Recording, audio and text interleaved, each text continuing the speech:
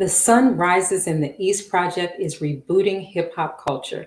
Its architect, Taji Aqib, is bringing life back into hip hop culture through music and visual art. Where the Sunrise is a hip-hop song that draws upon a parallel between mankind's beginnings in the East, Africa, and the East Coast hip-hop scene in the U.S., in particular its roots in New York, hip-hop's mecca. With this project, we try and take it back to when she was pure and resurrected, to the days it was less about financial gain and more about the love, creativity, being original skills, having substance and rising above, to the days you was proud to spit your favorite verse, not worried about who'd hear it, to the days it was about random ciphers and just good competitive spirit, man. Yeah, that was hip-hop. And I'm hip-hop artist Taji Aqib, the architect. He's a writer, speaker, MC, producer, artist, and revolutionary all in one. His latest venture, Project Sunrises, is just one way he's bringing his audience back to hip hop's humble beginnings. Welcome, Taji. What's up? Thanks for having me. Thank you for joining us. All right. Can you tell us how the concept for Project Sunrises came about? It was actually a conversation I had with an artist who I was collaborating with a lot back then.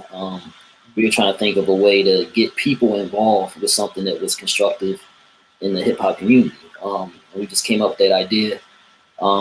It was just a thought at the time. And I said, you know what, maybe I could get people to donate to it using the crowdfunder. And, I did. I raised a decent amount of money. I actually had to come out my pocket a little bit on my own to actually get it done. But once I got the money to do the project, I figured I had to follow through with it. So it wasn't easy, but once I set my mind on something, especially something that's constructive like that, I figured I have to get it done.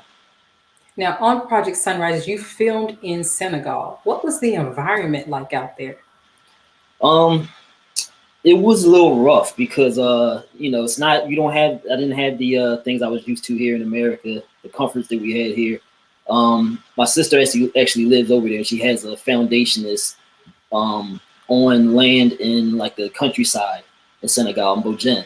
And they live kind of, they live off the land pretty much. And so it was a rough lifestyle, but the people were very embracing of what I was doing over there, which was a little bit surprising because I heard the Senegalese people can be a little, they can be private and proud and, they don't like cameras on, that kind of thing, but they actually embraced it. And I actually, to be honest with you, I got more support on it from people who barely spoke the same language as me there than I did ever on projects here. You know what I'm saying? So it was an eye-opening experience. It was enlightening. And by the time that I left, I was there for about 2 weeks. By the time I left, I didn't want to leave. I understand. In addition to Project Sunrises, you are an artist and producer. What is the reason that you call your music wolf music? Wolves are some symbolic creatures. I always admire wolves. They're very loyal.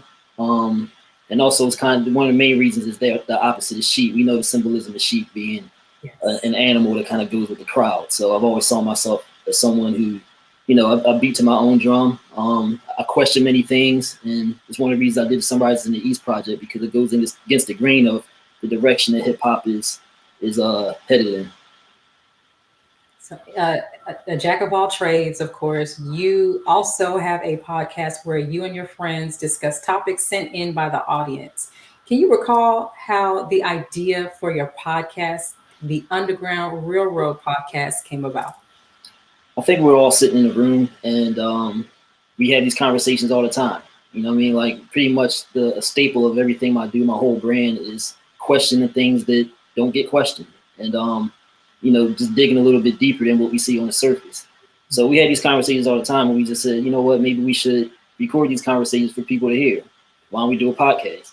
So, that's how the podcast came about, called the Underground Railroad, because again, like with the theme of everything I do, I consider it kind of underground, and I take pride in being underground. Like I never even wanted to get a record deal on a mainstream level because, like the Sunrise in the East talks about, there's a certain level of corruption that comes along with that.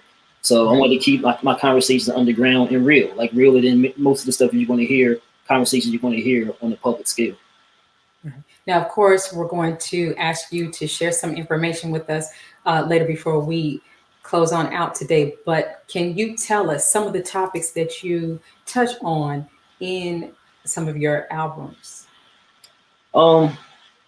really the objective of my music, I was actually a little bit more militant when I was younger, believe it or not, when I was like 13, 14 years old. You know what I'm saying? I come from a Black Muslim background. That was my thought process. And I've always been on the path of challenging the wave that the music industry is on a mainstream scale. Even back then, 30 years or so ago, it was heading that direction. I saw it even as a young teen. You know what I'm saying?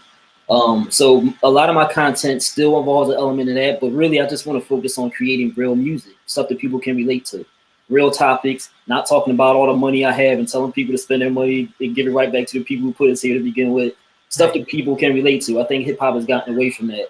And people support it, not knowing they're supporting something that's something it's a life they may never live, a life they have never lived. So I just want people to be able to relate to the music I create, whether it's love, whether it's lifestyle, whether it's and then I do have topics where I address some of these issues I'm talking about specifically. Right. Now, a little earlier, I asked you about filming in Senegal, and you let us know how you were received there. Prior to filming in Senegal, did you have an idea that you wouldn't be well received over there? I kind of felt like there's a separation between like Black Africans and Black Americans. So I didn't know really what to expect. I did hear that they often call Black Americans white, and it's more to do with the culture than even the complexion. You know what I'm saying? It's the culture, the Western lifestyle. So they'll call us white. Really? So I was expecting that type of to get that type of energy from the African people, but so aside from that, I didn't really know what to expect. I didn't think that they would embrace me the way they did. I did get a little pushback here and there. Like, it wasn't all easy. I did get some pushback here and there, but for the most part, I was surprised and pleased with it. Like, if it wasn't for the people over there, I wouldn't have been able to get as much done as I got done, to be honest with you. Like, they became my team, the people when I went over there, just the strangers I met along the way. Okay. Now, in the footage, the shots look great. You can actually see the energy that was of the people and the energy that you and the people shared together. Mhm. How do you think that your connection, the connection that you've made visiting Senegal, will influence your music going forward? Whenever you get to travel outside of the place that you're used to, it opens up your mind. I encourage everybody to try to do that. Like, and another message I wanted to get across the project, and it's not just about the video, it's about the vlogs too. So one of the messages I wanted to get across the vlogs, which is like a mini documentary series, that we do need to, as Black people from America, go back to the motherland, explore over there, because they do open their arms to us on a lot of levels, and want us to come over there and invest in their property and invest in the people. Like, I saw a lot of white people, Europeans, Asians going over there, but they go over there oftentimes with motives to exploit. So they invite us to come over there, but come over with respect for their lifestyle and respect for their land or whatnot. I'm not sure if I answered your question, but That was a perfect answer. That was a perfect answer, and I think that it's very important that we actually touch on the connection between us here in America and Africa. Yeah, let me point out also, like, I didn't have much when I went there. Like, I had, equipment that was pretty much at the lower end of the scale as far as cost. I didn't have a team really when I went over there. I went over there by myself. My sister wound up coming. Then I had like my niece and my little nephews holding the camera. I had to make way the best, as best I could.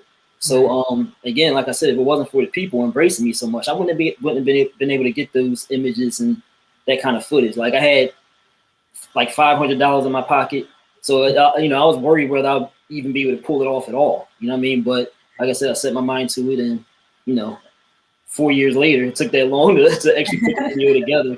I came up with something that people seem to enjoy. Now, do you have anything coming down the pipeline? Any new projects, new music that you're working on? I'm still working on the vlog series associated with the video, and like I said, that's very important. So I hope people invest in taking time to look at the vlog series. There's a lot of messages that come out in the vlog that you might not see in the 5-minute video.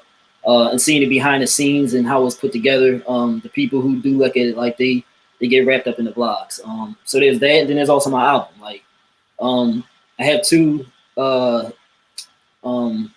small albums that I released previously, just to give people an idea what kind of music I create. But this album is like my, the thing I've been working on for so long. I haven't, I'm doing everything myself, so it's like hard to complete all the stuff. I'm a producer. I do my own beats, my own engineering, write all my own stuff. I'm doing a vlog. I'm doing a whole lot of different things. So this stuff is taking a long time. So this album that I'm working on is a big deal for me to complete. It's like pretty much the project of my career. You know what I mean? So I've been through a lot of stuff. Like I work with a lot of different groups and had a lot of projects almost complete that I had to throw away, stuff like that. So this is a long time coming.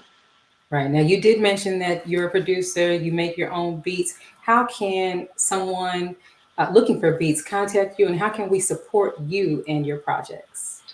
The easiest way to find me is at my website, www.tajiaqib.com. That's TAJIAQIB. Probably want to put the www before it. I had heard complaints from people if they just put tajiaqib.com. They have problems reaching the site. So make sure you put that www there.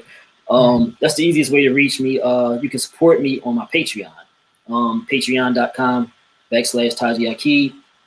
Like I said, I'm still working on Somebody's in the East project. Any extra funds that I make go towards all the music I create and really my movement and my revolution.